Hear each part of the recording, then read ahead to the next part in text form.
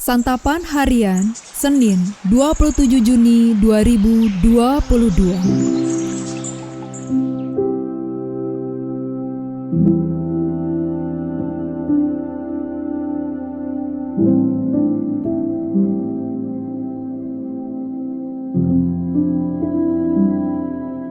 Inilah program Santapan Harian, sebuah program yang mengajak Anda menelusuri isi Alkitab, agar Anda menemukan makna firman Tuhan sesuai dengan konteksnya.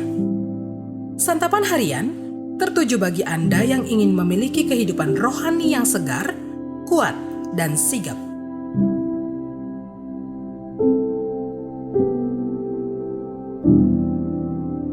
Hari ini kita akan membaca Roma pasal 5 ayatnya yang pertama hingga ayatnya yang ke-11.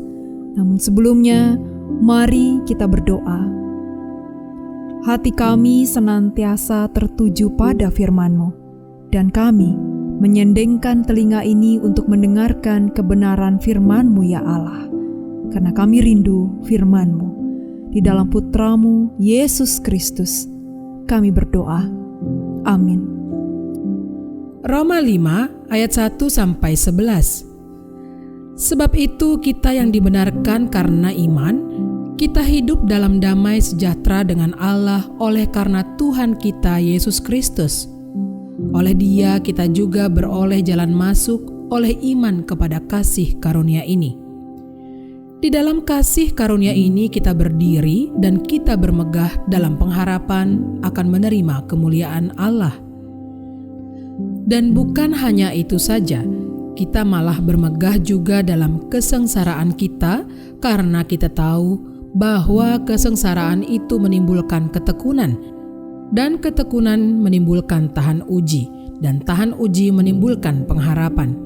Dan pengharapan tidak mengecewakan, karena kasih Allah telah dicurahkan di dalam hati kita oleh Roh Kudus yang telah dikaruniakan kepada kita. Karena waktu kita masih lemah, Kristus telah mati untuk kita orang-orang durhaka pada waktu yang ditentukan oleh Allah. Sebab tidak mudah seorang mau mati untuk orang yang benar, tetapi mungkin untuk orang yang baik ada orang yang berani mati. Akan tetapi Allah menunjukkan kasih-Nya kepada kita, oleh karena Kristus telah mati untuk kita ketika kita masih berdosa. Lebih-lebih karena kita sekarang telah dibenarkan oleh darah-Nya, kita pasti akan diselamatkan dari murka Allah.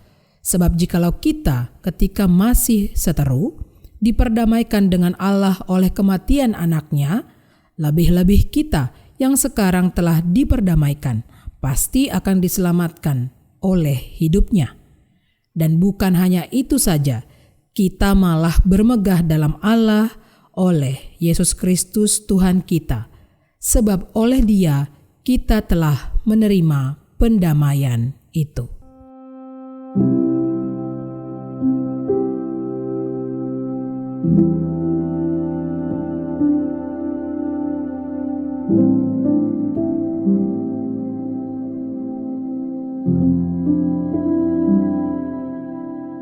Sahabat Santapan Harian, penderitaan hadir bukan untuk dihindari, melainkan untuk dihadapi. Mengapa Allah yang berdaulat mengizinkan penderitaan hadir dalam kehidupan orang percaya? Apa sebenarnya tujuan Allah? Paulus menolong kita memaknainya. Hidup kita diperdamaikan dengan Allah dalam Kristus Yesus Tuhan kita. Namun sebagai orang percaya, kita diperhadapkan pada realitas untuk bertumbuh dalam Kristus dan menjadi serupa dengan Dia. Tuhan mengizinkan masalah hadir dalam kehidupan untuk membentuk kita, agar kita tetap berharap sepenuhnya kepada-Nya. Di satu sisi, kita mengalami sukacita karena kita telah diperdamaikan dengan Allah. Namun, di sisi lain, kita berteriak karena tekanan dosa yang begitu menghimpit kita. Orang-orang percaya mula-mula mengalami kesengsaraan sebagai hal yang tak terelakkan. Paulus mengajar orang percaya untuk bermegah dalam kesengsaraan, bukan karena ia menyukainya, melainkan karena ini adalah kesempatan bagi Allah untuk membentuk karakter kita. Kesengsaraan menimbulkan ketekunan, dan ketekunan menimbulkan tahan uji. Lalu tahan uji menimbulkan pengharapan, dan pengharapan tidak mengecewakan. Setiap kita tidak pernah sendiri karena kasih-Nya dicurahkan melalui Roh Kudus yang telah dikaruniakan kepada kita melalui karya pendamaian Kristus. Sebagai orang percaya, sukacita karena pendamaian yang telah Allah kerjakan harus menuntun kita untuk masuk ke dalam pertumbuhan ke arah Kristus. Realitas penderitaan atau kesengsaraan merupakan hal yang tidak terhindarkan dalam dunia yang telah jatuh.